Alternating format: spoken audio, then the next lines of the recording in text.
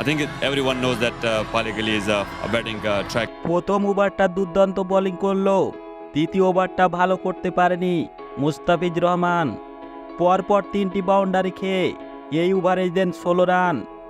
এর দীর্ঘ বিরতির পর মোহাম্মদ নাবি তাকে 15 ওভারের শেষে বল করতে নিয়ে আসেন, কিন্তু এই ওভারে মুস্তাফিজুর রহমান যা করলেন তা বলার মতো না। রান আটকে ম্যাচ ঘুরাবেন তো দূরের কথা, এই এক ওভারেই দেন 23 রান।